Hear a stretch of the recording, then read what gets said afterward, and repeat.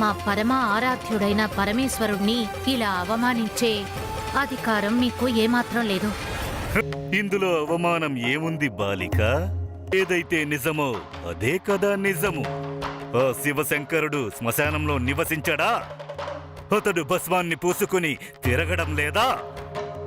అతడు జటాజుటి అఘోరి కాదా? అవును, శ్మశానంలో నివసిస్తారు, భస్మాన్ని పూసుకుంటారు. ఎప్పుడైతే మన అనేవాళ్లు వదిలేస్తారో ఆ శ్మశానంలో నివసించి వారే వాళ్లకి తోడవుతారు, భస్మాన్ని పూసుకుంటారు. వారికి జీవితం యొక్క వ్యర్థం గురించి ఉపదేశం ఇవ్వడానికి. ఏ జటాజూటాల గురించి మీరు ఇంత అవమానంగా మాట్లాడుతున్నారో మర్చిపోకండి, అవే జటాజూటాలలో గంగమ్మ తల్లి నివసిస్తుందని. ఆ జటాజూటాల మహిమతోనే సమస్త జీవులకు గంగమ్మ తల్లి కళ్యాణకారి రూపంలో నివసిస్తుంది.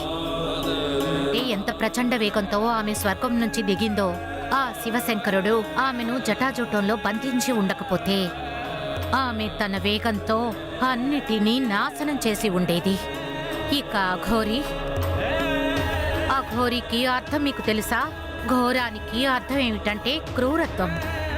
ఇంకా అఘోరి అంటే తనలో క్రూరత్వం లేదు అని అర్థం. వారు ఘోర పాపాలు చేసిన వారి పట్ల కూడా కరుణా దృష్టితో ఉంటారు. అటువంటి వారు నా భగవానుడు బోళాశంకరుడు. నీకు మతి భ్రమించినట్టుగా ఉంది.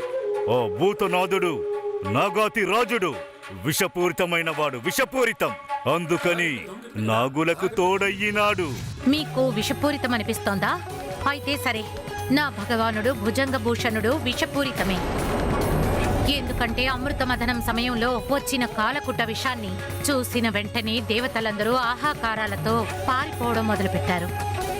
ఆ భయంకరమైన కాలకుట విషాన్ని తన కంఠంలో ధరించి నా భగవానుడు నీలకంఠుడు దేవతలకు అమృతం ఇవ్వాలనుకున్నాడు. వారు ఎంతో శాంతంగా అహింసతో పరోపకారం చేసేవారు. అందుకే నాగుపాముల వంటి విషపూరితమైన జీవులు కూడా వారి వద్దకు వెళ్లి కాటు వేయాలనే స్వభావాన్ని కూడా మర్చిపోతాయి.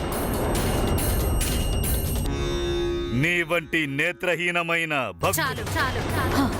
ఇప్పుడు మీరు నా భగవానుడు బోళాశంకరుడికి విరుద్ధంగా ఒక్క మాట మాట్లాడినా సరే అప్పుడు నువ్వు ఏం చేస్తావంజనా?